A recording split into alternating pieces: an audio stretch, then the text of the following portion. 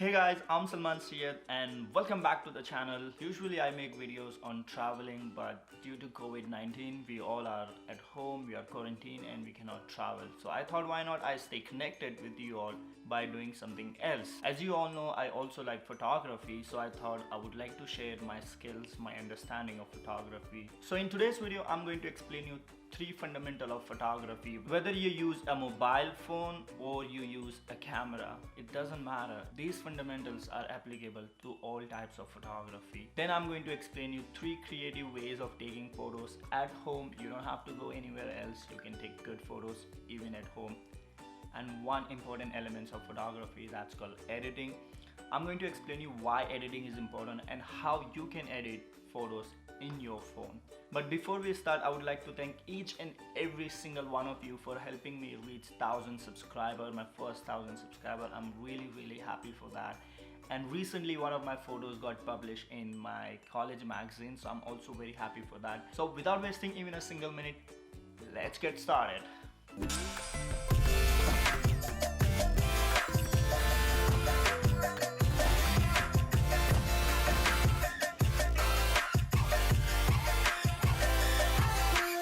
So the first and the most important fundamental of photography is lighting. Oftentimes people take lighting for granted, but lighting actually plays a very important role in photography. A good lighting can give your photo a really different look, and a bad lighting can actually destroy your photos. So to take a better photos and using the right lighting, make sure the lighting is not directly on the face, especially when you're taking photo outside. The sun is not directly coming on the face, or not right behind you, or not directly on your head.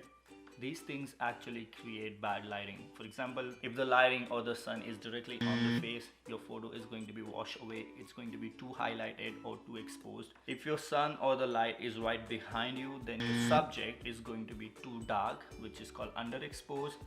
And that's what also you don't want, unless you want it, like if you're at the really sunset time and you want like you to be dark or the subject to be dark and the sunset to be bright, then you can try it. Otherwise, avoid doing that. And if the light is coming directly from the head, it will create shadows over here and here, which I assume also you wouldn't like it. So avoid these kind of lighting. Best time to take photos outside is the golden hour. Golden hour basically is a photography or a videography term for the time which is 1 hour before and after the sunrise and the sunset. This is the best time because at that time sun is not right on your head and it's not too bright, and you get really beautiful compositions and the background at that time. Second important fundamental of photography is called rule of third. Rule of third basically says follow the grid line, avoid putting your subject into center, and follow the leading line.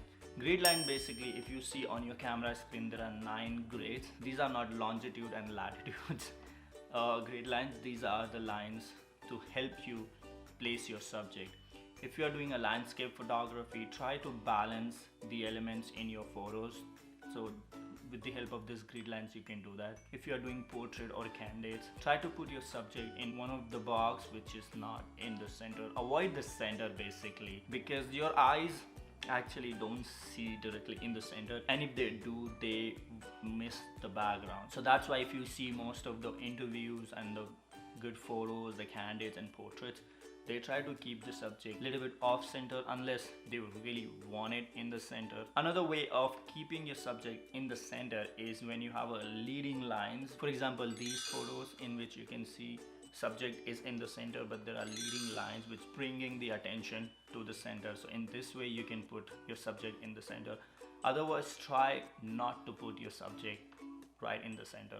Once you know the rule of third, you can break it, but to break it, you first know it. Third important fundamental of photography is perspective. Perspective is my favorite, and of any photographer who loves photography and who loves to go one step beyond than anyone else. Perspective basically means trying all different angles. You can go up, you can go down, you can go sideways. So it's basically a combination of good lighting and rule of third. For example, in this photo, I'm trying to take a photo of this cup. And first, I'm keeping this cup in the center, which I would say I'm breaking the rule of third, and it's not looking that good. In the second photo, I'm keeping the cup almost at the same place, but I'm moving a little bit and bringing that cup into the off center.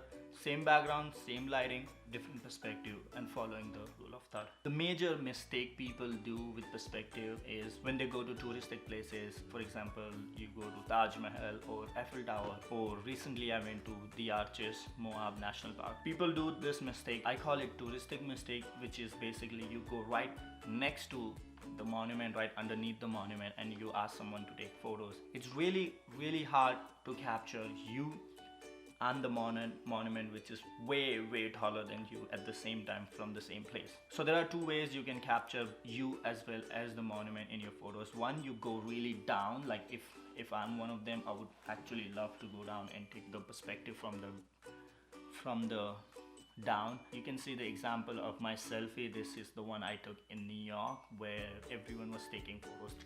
I just put my camera down and I stood up with the self timer, and that's what I got. Or the other way you can take the photos with the full monument is you go ahead of the monument, and then in the perspective you will look big and the monument at the background will look a little bit smaller, and then you can play with that and take different photos. So that's about the perspective. And now is the time to go and learn 3 creative ways of taking photos at home and using your mobile phone. I'm not going to use my camera. It's all about mobile phone. So let's go.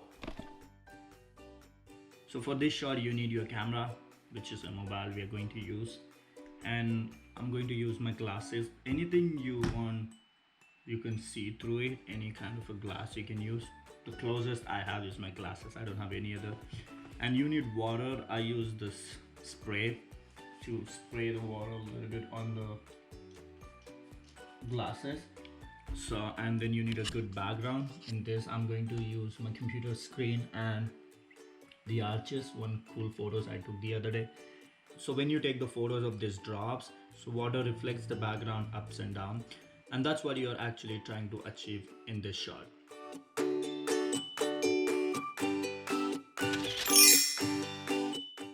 This is the idea number 2 for creative photography, and for which you need water, like some container in which you can put the water and anything which you like to drop into water and it's going to splash, and a mobile phone.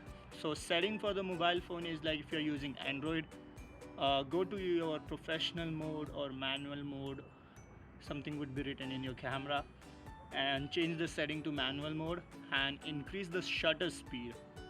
And if you are using iPhone, then you have to download this app which I'm using called ProCam, or any app which will allow you to go into the manual mode, because iPhone does not have it in camera inbuilt, and because the light is a little bit low, camera will not adjust to the fast shutter speed. For this shot you need a fast shutter speed.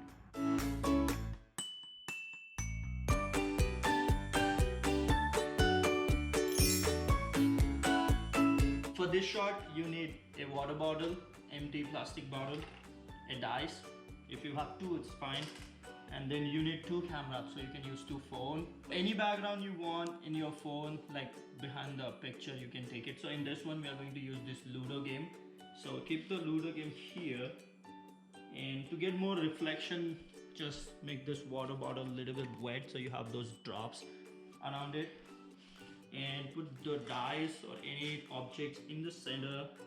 Turn on the camera and take photos through it. You can focus on this part to increase the brightness a little bit, and voila. So before I show you the photos we took just now, let me explain you the important elements of photography, that's editing. Why editing is important? First of all, editing is a broad concept, and we are not going to cover every single thing. We are not going to cover the manipulation part, in which you actually remove one element and put into a different place, or you actually remove the background and put some background. These are all called manipulations. We are not doing manipulations. We are doing just basic editing. Why editing is important? Editing is important because while taking some photos, if you do some minor mistakes with highlights and shadows or contrast or exposure, you can play with that and you can adjust and correct it. Second, you can play with the colors. You can correct the colors in your photos. You can either increase the saturation of one color or decrease the saturation of other color. You might have seen a lot of Instagrammers or a lot of Facebook pages of photography, they follow a pattern in the photos. They have the same color in every single photos. How do they do that? They do it because they edit the photos. Editing actually gives you an opportunity to take your photos to a next level, and that's why editing is important. I wouldn't say just go and manipulate your photos, but every time you take some photos, do basic editing, do basic color correction in your photos.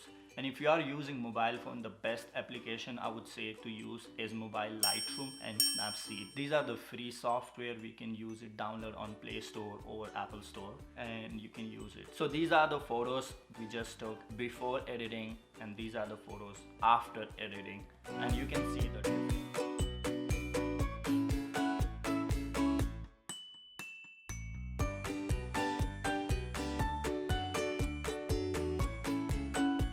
So I hope you guys enjoyed this video and you learned something new from this video. If you did, then please give a thumbs up. Write in the comments what you learned something new from this video. I'll see you next week with another exciting video. Till the time, my lovely friends, do whatever you want to do in life, but don't forget to stay happy and stay creative. Ciao.